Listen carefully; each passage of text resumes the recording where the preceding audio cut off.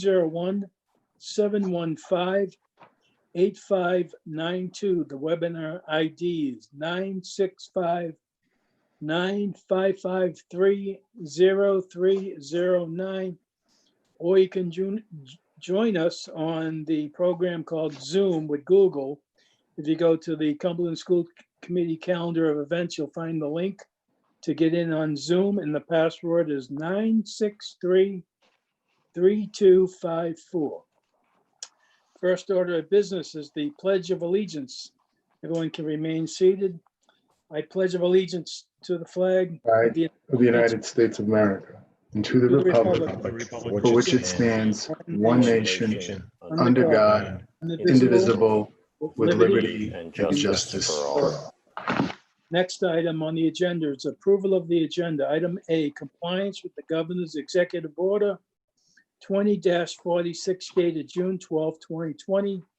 Discussion and a vote whether is public access to the meeting through adequate means and alternative means. Mr. Chandler, there is people that have access to the meeting tonight, public? Yes, they are. All right, thank you. So I need a motion to approve the agenda. Motion to approve. Motion by Mr. Fiorello, second by Mr. Collins. All in favor? Aye. Aye. Opposed? Ayes have it. Please note for the record that all 7 members of the Cumberland School Committee are present. Next is the consent agenda, the approval of minutes from the regular meeting, June 11th, 2020, and approval of the minutes from the executive session, June 11th, 2020. I need a motion for the approval of the consent agenda. Motion to approve. Motion by Mr. Collins, Second, second by Mrs. Waters, Friedman. Mrs. Friedman, I'm sorry. All in favor? Aye. Aye. Opposed? Ayes have it, 7-0. Thank you. Next is report of the executive session meeting on June 25th, 2020. There were no votes taken during executive session. I need a motion to seal the minutes from the executive session. Motion to seal. Motion by Mr. Collins, Second. second by who? Mrs. Bernardo? Second. All in favor? Aye. Aye. Aye. Opposed? Ayes have it, 7-0. Mr. Superintendent, Superintendent's report. Thank you, Mr. Chairman. I actually have a number of recognitions this evening I'm happy to share with all of you. The first one I'd like to share is this annual fundraiser that we do for the Lymphoma Society. And as you know, we get involved in this contest, this Pennies for Patients, and over 100 schools in the state participate in this program. And as you may recall, last year, Community School raised more money than any other school in the state. And I'm pleased to report that 2 of our schools were in the top 10. I believe it's 109 schools altogether participated this year. So Cumberland does very well. All of the schools have a lot of fun with this, and they raise a tremendous amount of money for the Leukemia and Lymphoma Society. And I got this email from Deborah Watterson. She is the person that organizes the fundraiser. And she says this: "Dear Superintendent Mitchell, our greatest appreciation for all of your support of Pennies for Patients in 2019 and 2020. I want to share some of the Pennies successes with you, including top fundraising community elementary school and number 6 Garvin Memorial Elementary School. And I hear the challenges on next year between community elementary school and Cumberland High. Amazing families in Cumberland, thank you all." She said, I would say your district is amazing. So impressive fundraising effort once again by our schools in Cumberland. Community School raised $7,302.29, and Garvin Elementary School raised $5,155.49. Thank you, community in Garvin Elementary Schools, for your outstanding work here and generosity. And I know that several other schools in the district do exceptionally well in their fundraising efforts for this very worthwhile cause. So I just wanted to mention that.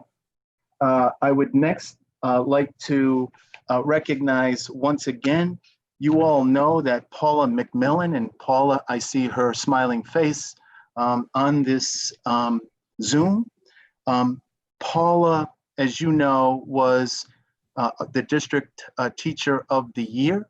In fact, I introduced her to you not too long ago. Her principal, Deb Malcolm, is also in the meeting.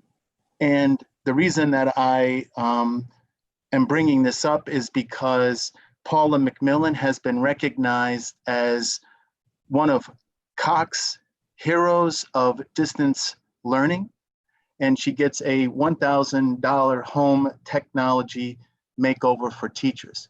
There were only 3 teachers in the state that were recognized, and our Paula Mcmillan was one. And let me just share a brief excerpt of this correspondence that I received from Cox. As educators have migrated to uncharted waters with the transition to distance learning, many have emerged as heroes to the students and families depending on them to keep their schoolwork on track. Cox Communications asked members of the community and school departments which teachers were truly excelling in this challenging environment in order to reward educators with a 1,000 home technology makeover for their virtual schools. After considering close to 100 nominations, educators from schools in North Providence, Newport, and Cumberland were chosen as the recipients of the $1,000 technology makeover.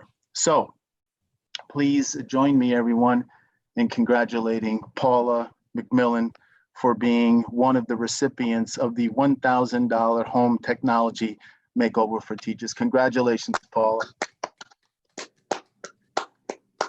Thank you. Thank you very much. She was a big help, as you all know, to her fellow teachers as we negotiated this distance learning process, not only in her school at Cumberland Hill, but also teachers throughout the district. You may have seen on Channel 10 not too long ago.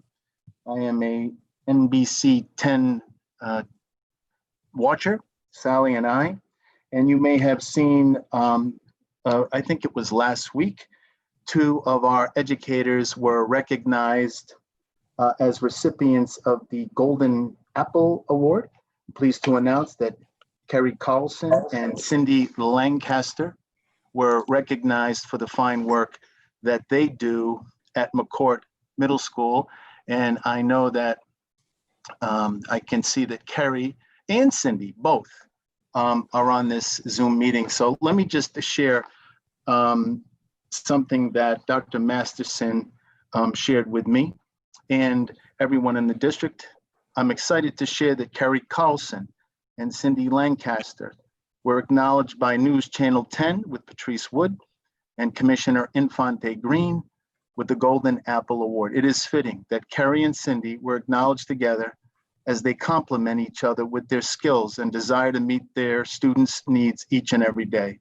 Kerry and Cindy have been diligently working each year to model their department after the National School Counseling Model and their standards. At Joseph McCourt Middle School, Cindy and Kerry pride themselves on getting into classrooms and conducting lessons. This is where they come together to co-teach and build relationships with their students on topics that are important to developing a middle school student, such as anti-bullying, relationships, academic expectations, and personal development. They make themselves available at any time of day, including hosting 2 lunch sessions for students who would like to eat in a more intimate setting. Finally, Kerry and Cindy were recognized for their tireless efforts with their students during distance learning. They met with students daily, trying to catch them up, stay on track, or just to check in with them. They also met with the parents who were helping to educate their children from home.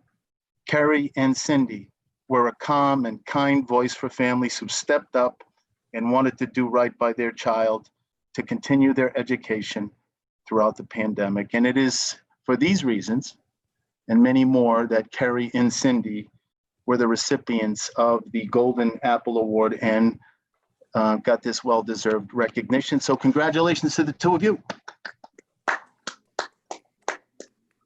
Cindy and Kerry, I see you on there. I don't see you, but I can see that you're on there. So moving on. You know, I really wanted to share something that I believe is critically important. You know, we have heard during this pandemic about unsung heroes. And for those of us that work closely with the IT department, I would include them in that category as unsung heroes. Imagine where we would be if our technology was not working as well as it did and has during this distance learning process. So I just want to take a couple of minutes to share a few things about the members of the IT department, and I want to recognize them. Of course, everybody knows Mike Chandler, who is a tireless worker for the district, goes above and beyond the call of duty, as does Jessica Araujo, Arthur LaRue, Jamie O'Brien, Marguerite Savickas, and Phil Sawyer. I cannot thank them enough for their the work that they do. And you know, here's the thing: when you consider how involved technology is in every single solitary thing we do, there is nothing that we do in the district that does not include technology. So we are grateful for the work that they do. Everything happens without a hitch. They work whenever we need them beyond the regular school day. And here's the thing that's most important: they do it in a very quiet and professional way, and they never, ever, ever have complained.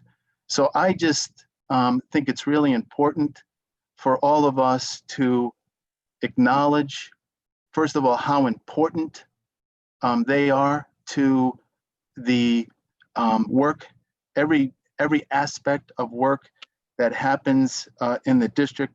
I just think it's important that I publicly acknowledge how much I personally appreciate the impressive work that they do. And I know I speak for everyone when I acknowledge the fine work that they do. So thank you all, Michael, Jessica, Arthur, Jamie, Marguerite, and Phil. We would be in big trouble if we did not have your ongoing professionalism and good work. So thank you guys for the work that you do. Thank you.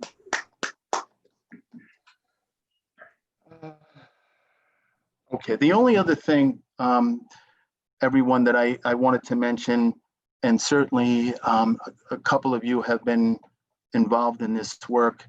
I know that Mrs. Friedman is a member of the task force. We have had a couple of meetings, and the thing that I want you all to know is that, you know, we are working really hard at developing our plan for that July 17th deadline.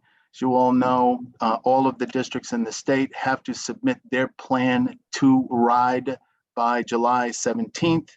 We've asked all of the schools to create their own task force, and they are hard at work developing their plans. We had a task force meeting yesterday. I think got a lot of work done, had a really good conversation, and we will continue to meet on a regular basis. And I know that each of the schools have established a task force with representation of all of their stakeholders, and they are hard at work developing their individual plans.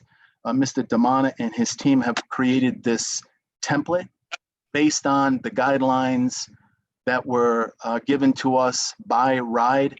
Every single school has a template that must be completed. Our goal is to have the work done by July 10th so that we can then review it in-house and be in a position to submit it to the Department of Education on July 17th. So much work to be done. As you all know, we're not just creating one plan. We have to complete several plans. And there is still some uncertainty about some things, and we're hoping that we're going to continue to get more guidance from RIDE. But I just want you all to know that everyone is working really hard in getting ready for the start of the school year. Thank you, Mr. Chairman. Thank you, Mr. Mitchell. All right, next is reports of standing committees. Mr. Salvatore, payment of bills. Thank you, Mr. Chair. There was no payment of bills tonight. All right, thank you. Next is fiscal management and subcommittee update, Mr. Salvatore. Yes, thank you again, Mr. Chair. Fiscal Management met in room 310 above the high, oh, never mind. That's the remix. We did have our fiscal management meeting tonight at 5:30. All members were present. A few of the topics that we spoke about was the business Sedesco food service report. Shauna was present in that meeting and gave us an update. We are waiting for her to compile the June numbers, but it looks like that they are going to finish around 30K positive due to the state match for the Title I, I believe, Title I match. Yeah, thank you. So that's somewhat good news considering what's going on, what happened with the COVID. Also, we did approve 2 resolutions that we will speak a little bit about. SCPR 6 2020-10, which is the 2 sets of 4-tier risers for the high school, and SCPR 6 2020-11, which is the camera system to stream the high school sporting events. So we'll get a little bit more detail about that. Mr. Chair, we did table the quote for the replacement parts of each of the playgrounds at the elementary schools. And I believe that was about it. It was a very short meeting, Mr. Chair. So thank you. Thank you, Mr. Salvatore. Next is policy and procedure subcommittee update, Mrs. Friedman. That would Mr. actually be for me. Fiorello. Oh, I'm sorry, Mr. Fiorello. I'm looking. Policy and procedures has not met in some time, but there are policies being written as we speak. We will be having a meeting in July where I hope to bring probably 4 or 5 brand new policies to you at once. Thank you. Can we make sure, Mr. Fiorello, we deal with that bus issue with Mr. Adams? Yes, I'll be speaking with Mr. Adams on that as well. Great, thank you. Sorry, Mr. Friedman there. Next is achievement and communication subcommittee update. Mrs. Friedman? Yeah, the Achievement and Communication Subcommittee hasn't met recently either, mostly because Mr. Damana and his administrator and his staff have been full on trying to prepare for the reopening of school, the plans for that. But I am hopeful that we will meet in July. Certainly we can review that, but we also want to see what the impact has been on achievement through, since March. And I know that his team would be doing some of that analysis as well. So hopefully we can pick up in July once Mr. Damana gets his head a little bit above water. Okay, thank you. Next is the District Health and Wellness Subcommittee. Mrs. Bernardo? Yes, we have not met at this time, but we will be planning on meeting over the summer as we start to gear up and get ready for whatever the school year is going to look like in the fall. Okay, thank you. Next is comments from the public. If you want to speak, please state your name and address for the record. We do have a 3-minute time limit, and because my screen only shows 9 people on my screen, I'm asking that you please speak up so Mr. Chandler can hear you and we get you onto the screen here. So is there anyone from the public that would like to speak? Mr. Chandler, do you see anyone? I don't have anybody with their hand up or on a phone. So if they are on a computer, they can just unmute themselves to start speaking. Okay, we'll give it a moment here and then we'll move on.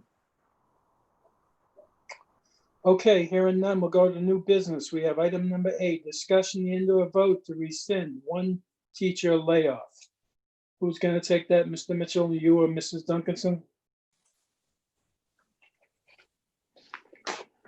Mrs. Duncanson will handle that. Sure. As I proposed in executive session, I recommend that the rescission of 1 teacher layoff be approved tonight. Okay. Need a motion, please, from someone? Motion to approve. Motion to approve, second by Second. Mrs. Bernardo and Mrs. Waters. All in favor? Aye. Aye. Opposed? Ayes have it 7-0. All school committee members present voted. Thank you. Thank you Next, very much. item number B, discussion and the vote to approve resolutions number 1, SCR 2020-05, a resolution opposing Blackstone Valley Prep Mayoral Academy's action to accept a $4 million Paycheck Protection Program loan. This is, I asked to have this put on the agenda. This was on the town council agenda the other night. It passed on a 5-2-0 vote.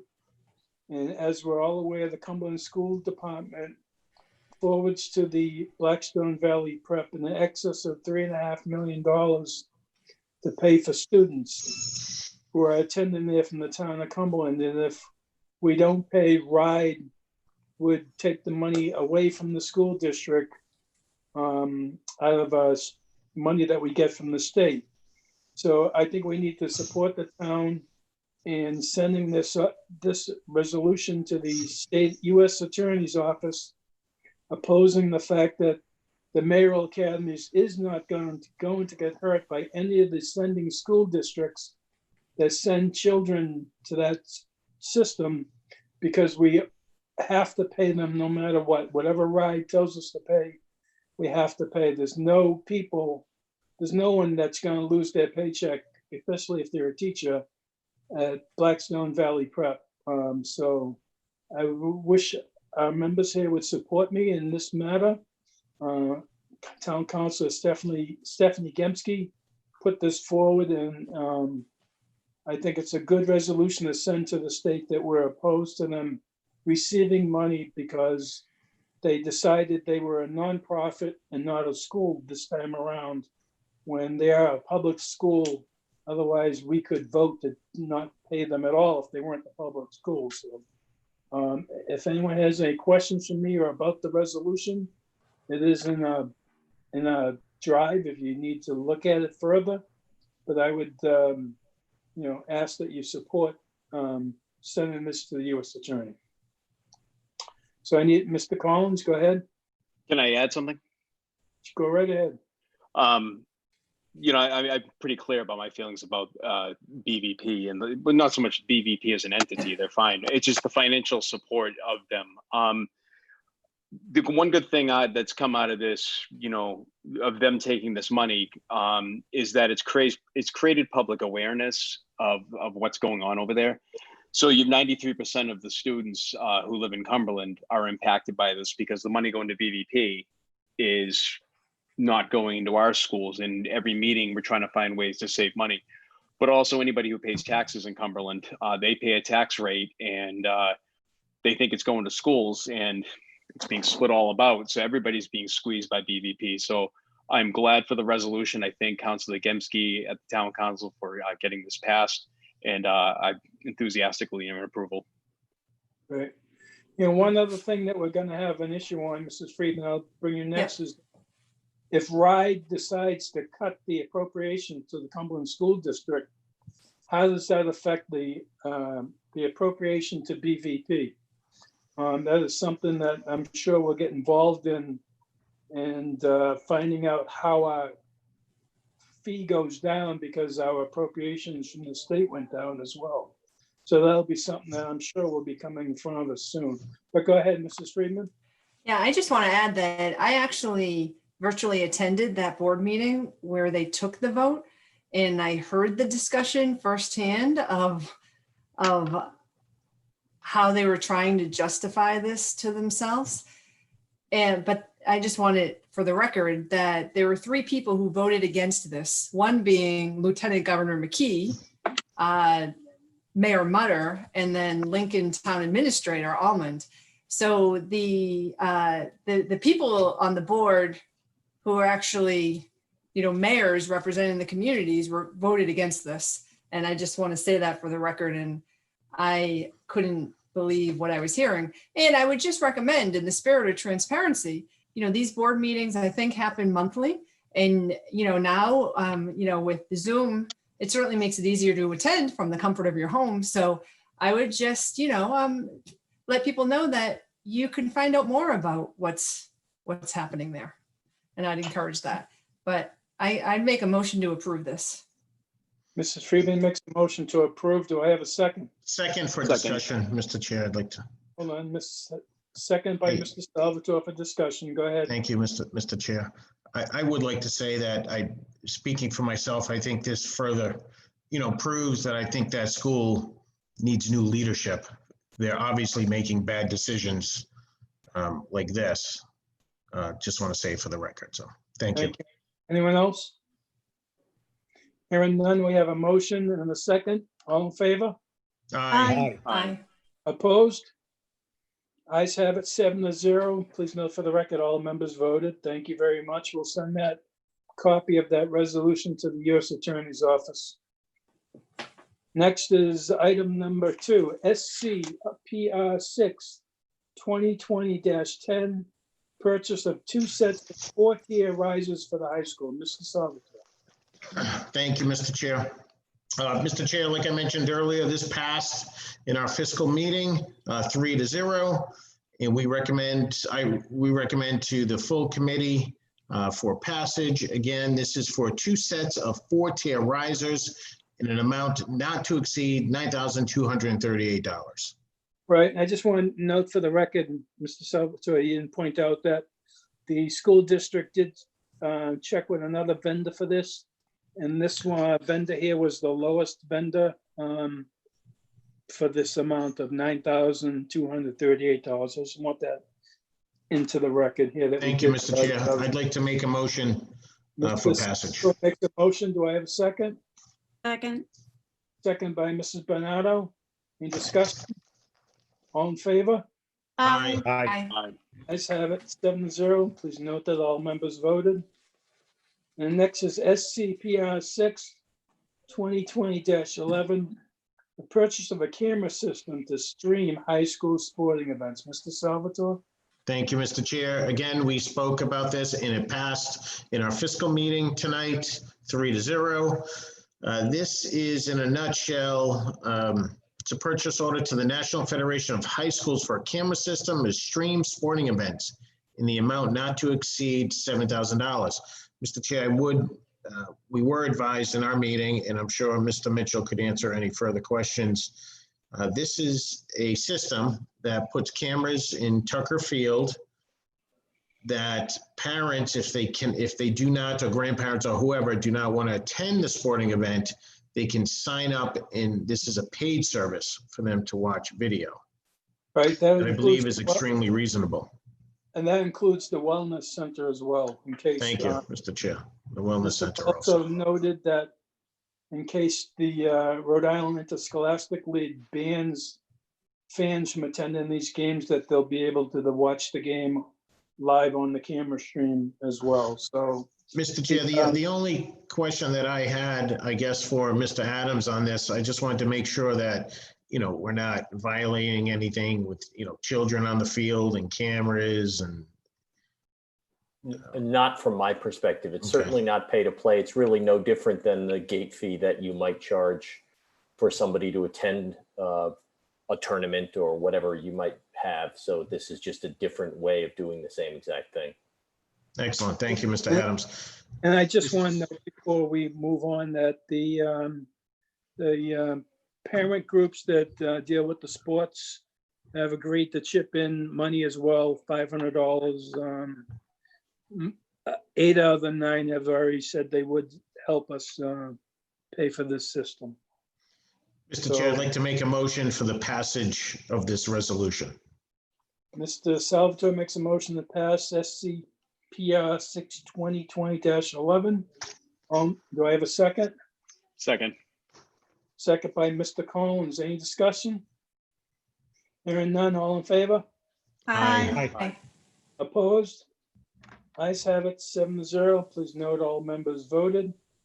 Item number C is discussion and a vote to approve price quotes for repair and replacement parts for each playground at the 5 elementary schools. That's being withdrawn at this time because we need additional information, and then it would have to go out to bid. So that item number C is being withdrawn. Next is discussion and or vote on executive order School Committee 2020-2021. Option A is with religious holidays. Option B is without religious holidays. Mr. Mitchell. Thank you, Mr. Chairman. School committee members, as you know, the governor established a statewide calendar via an executive order. And we actually have to make a decision on one of two choices. I believe you had the calendar in your school committee drive. The school year would begin on August 31st, as we all know. We've heard a lot about that. And here is the decision that has to be made. And by the way, I just want to share with you an email that I received from RIDE regarding the school calendar. It says, the most recent 2020-21 statewide school calendar on RIDE's website reflects if LEAs take off 3 religious holidays: Yom Kippur, Good Friday, and Eid al-Fitr. This would mean your 180th day is June 18th. Taking these 3 days are at your LEA's discretion. So we need to make a decision. Do we accept the calendar with those 3 religious holidays, or do we make a decision not to accept the calendar with those 3 religious holidays? I don't know. I mean, I'll open up the discussion. I think we should adopt the calendar. I don't think we should force any student or teacher or whoever the person may be to make a decision. Well, do I go to school or do I stay home for, the religious holidays? It's obviously that the RIDE, didn't get it into the calendar correctly. And, my personal opinion is we shouldn't force people to make a decision. We should just move forward and adopt the calendar with the 3 days. I don't know how others feel about it. Mrs. Friedman, you had a hand up? Yeah, I have a couple of comments. Actually, Bob, the other calendar that does not include the religious holidays, I believe it still included Good Friday. Is that true? To be honest, Mrs. Friedman, I only have one calendar now, and apparently a change was made like within minutes after the first one that was sent out, because it may have included that. But it's my understanding that the reason that it was so quickly changed is because there are school districts in the state that take those other days off other than Good Friday. So, it was an issue of equity and fairness. So I don't know. To be honest, I don't recall if the first calendar had Good Friday off. Okay. I'm sure, my guess is that it did. Yeah, I think I did. And so my children are Jewish. And so I've done a, informal poll in my house about this. The problem, and we actually have a torn opinion on it. The problem with not making it a holiday and giving the day off is that my kids have faced numerous times when in the middle school, class photos were scheduled on Yom Kippur. Spirit Week, my son's freshman year, was scheduled during the week of Yom Kippur. AP exams have been scheduled on Yom Kippur. The original calendar, I know, had Yom Kippur listed on it. It didn't say it was a holiday, but it had it listed, which I think is a great first step to get teachers and everybody to realize that this is a holiday and we shouldn't schedule things on it. On the other hand, sporting events are scheduled. So my daughter missed, some soccer games because of, games being scheduled on Yom Kippur or Rosh Hashanah. This year, Rosh Hashanah is not on the calendar, I'm guessing, because it begins on a Friday night. And so the holiday is actually on a Saturday. So, but on the other hand, we have a very small Jewish population in Cumberland.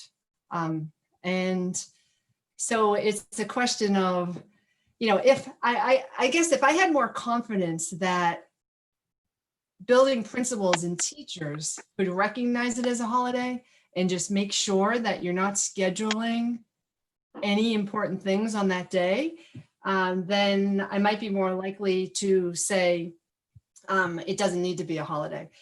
But unfortunately, my experience hasn't been that. And there's been a number of things scheduled, as I just said. So I guess I like the idea of having it be a holiday. So it's raising awareness and kind of not having kids miss out on certain events. But I'm interested in what others have to say too. Mr. Collins, you had your hand up, and then in my district, we have a policy of no. We're instructed by the superintendent's office and school committee not to schedule any work, exams, or anything on Jewish holidays. It's hard around scheduling with sports because, especially in the fall season, when you have, I think, 2 Jewish holidays, you have Rosh Hashanah in the fall as well. Yeah, correct? Rosh Hashanah, 10 days before. So it's hard to schedule, and I think that would have to be something that would happen. The Interscholastic League would have to do that. But I think, I don't know, Mark, if there's any policy on the books in Cumberland where they instruct not to. But you don't even need a policy. You could just tell the principals best practices. Just be mindful of the fact that you may have a couple of Jewish kids in your class who are unable to turn an essay in on Yom Kippur, a high Jewish holiday. But as for Good Friday, I mean, I can't speak on behalf of the Muslim and the Jewish community, but I'm Catholic in the Christian community.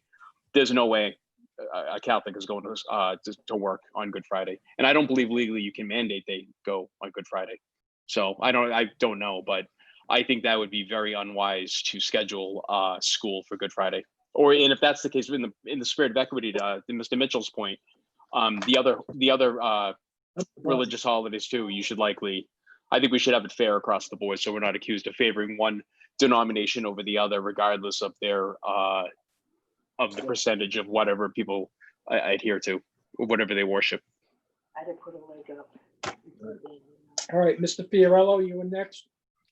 I just wanted to point out that we've been discussing adding or expanding the religious holidays in our calendar for, I think, as long as I've been on the school committee. We've also discussed various policies about just what Mr. Collins and Mrs. Friedman were mentioning. It's a time when we are actually forming a task force led by Aaron Oliver, the vice principal over at McCourt Middle School, on diversity and more equity and inclusiveness in our community. I think this is the opportunity that we really have needed to push us in this direction. And I absolutely support adding the religious holidays, and down the road, we may want to include more religious holidays. Thank you. Okay, Ms. Waters, did you have your hand up, or were you just adjusting? I did. Yep. Nope, I did. Okay. So I'm just curious. I would imagine, the spirit of having oh, shoot. You still there? We Yeah, can we hear can you. hear We you. can hear you. Okay. Sorry. I'm so sorry. Don't worry, go ahead. In the spirit of having a statewide calendar, I believe the intent is so, in the course of, all of the craziness that's going on and trying to have a statewide calendar where everybody's in school and following the same schedule. Mr. Mitchell, has there been any discussion with the other superintendents as to which calendar they're following? I would expect most schools are doing with the holidays. You know what? I don't know that there's actually been a poll to do that, but I personally, I can't imagine, and I might be wrong about this, but in this day and age, in the climate that we're in, I find it hard to believe that school districts would not support this this particular calendar. I just think it's the right thing to do personally. Just because in this particular area we are predominantly Christian and have historically taken Good Friday off. It does, I don't know that that's fair. So I personally, it's just my personal opinion, think that it's the right thing to do, and I believe that a lot of my colleagues feel the same way. Okay, thanks. Great, thank you. Mr. Mitchell, depending on how the vote goes tonight, would you let your colleagues know on the Superintendent's Association which way the Cumberland School Committee voted, so maybe it sways their votes as well? Will do. And can I just make one more? I know that you all need to vote. I just need to make one other point. This is the minimum number of days. And by the way, the 180 days include eight professional development days. The 180 instructional days include 8 professional development days / distance learning. So the expectation is on those days when adults are doing PD, students will be doing distance learning. That's one thing. And we contractually, we need to negotiate some additional days with the CTA. So I just wanted you all to know that there may be a change at the beginning or at the end, and my guess it would probably be more at the beginning to ensure that we are meeting the contractual requirements of the CTA. Thank you. Anyone else on this item? So option I have one more. would be- Oh, Mr. DeMonica, I have a question. Mr. Mitchell, I don't know if it's been decided yet, but with our ability to have distance learning now, does that mean it will limit or eliminate snow days? By all accounts, Mrs. Friedman, that's what we've been hearing. And I think the commissioner has stated that publicly, that because of all the work that has been done with distance learning, that we are in a position to continue student work even on days when we don't have school for whatever weather or whatever issue would result in the closing of school. So yes, I think that snow days are a thing of the past. Mr. DeMonica, can I make one more comment? Go ahead. Just in the spirit of that, for the record, in Cumberland, when we have snow days, we notoriously lose power up here. So I think that would put a damper on learning if we don't have internet or power. Okay. Good point. One word, generator. All right. With that said, You buy me one. I need a motion. Item A, option A is with the holidays. Option B is without. So someone please make a motion. Motion to I'll make a approve motion. option A. Option I'll A, second. Mrs. Friedman and Enthusiastic. Mr. Cohen on option A, and seconded by Mr. Fiorello, Mrs. Waters, and everyone. I think we're all very excited for option A. I have a motion and I have a second for option A with the holidays. All in favor? Aye. Opposed? Ayes have it 7-0 with all members voting. Thank you. Next, personnel recommendations. Vote on appointments. Number one, fall coaches. There are 13 coaches on the list in the drive tonight, and we need a motion to approve the appointment of the fall coaches. With keeping in mind that we don't know if all sports are going to run yet. They may get switched, as the athletic director told us, to the spring. Right. Chairperson. ahead. My understanding is that in some form, the governor has approved the running of drills and the running of, so you might want to consider approving it, and Mr. Mitchell can speak probably more detailed towards this. Okay, Mr. Mitchell, on mic.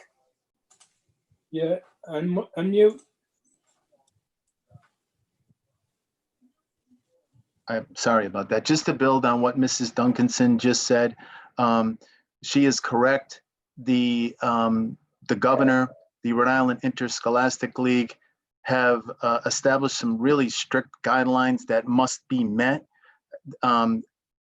Fall athletic teams have already been given the go-ahead to start their summer prep practices for the fall season. We asked our coaches to hold off until after they were appointed, but they're actually going to be starting their summer workouts on Monday, right after you all approve their appointment. And even I think even if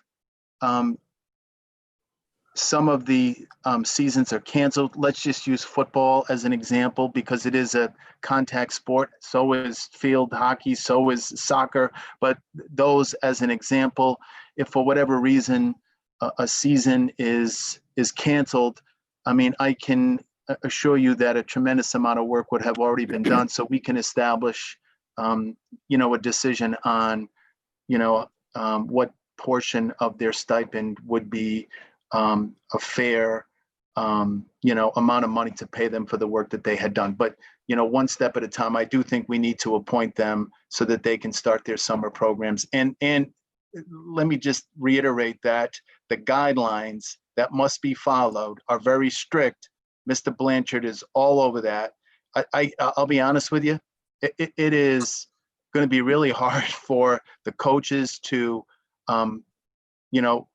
ensure that all of those requirements are followed. And we made it crystal clear, if we get word that that the health and safety guidelines are not being followed, that we will immediately end those workouts until further notice. So people, Mr. Blanchard, the athletic director, has already met with all of the coaches, and they are well aware of how important it is that these guidelines be followed. Thank you, Mr. Chairman. Right.